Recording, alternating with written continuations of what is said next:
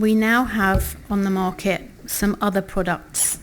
Hands up in the room who has heard of these alternative deposit products.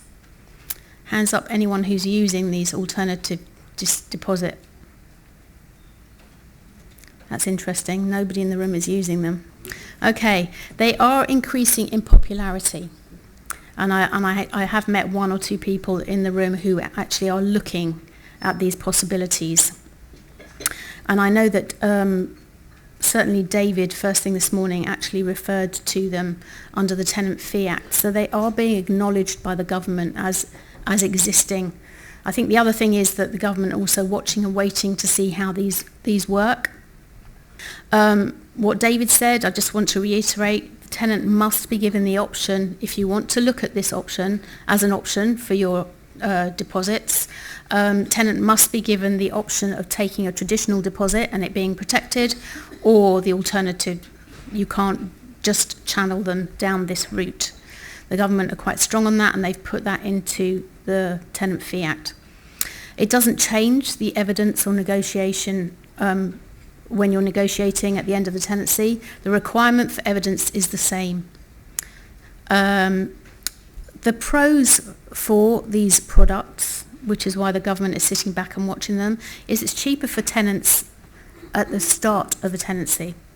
All they have to do is pay the premium for the product itself. It's usually equivalent to about a week's deposit.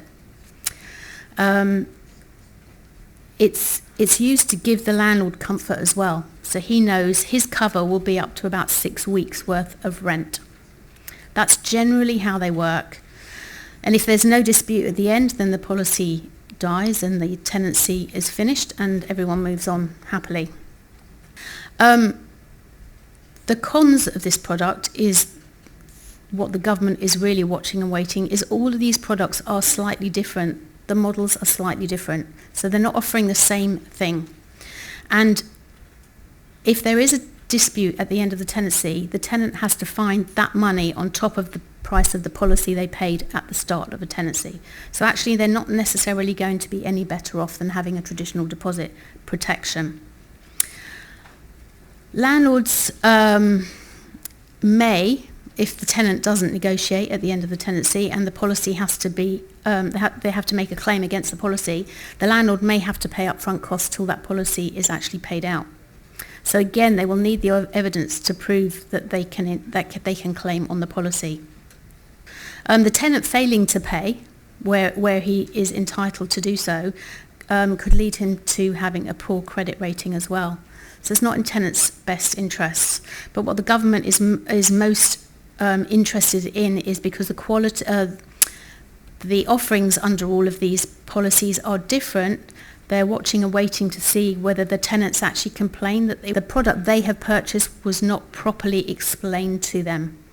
So they're looking at a possible PPI kind of situation. But it will remain to be seen where that leads. So it's a watch and wait. I know I'm from My Deposits, I believe in traditional deposits, but I also appreciate the fact that tenants can't always find that deposit. So is there a product out there that would work or does work? So watch this space.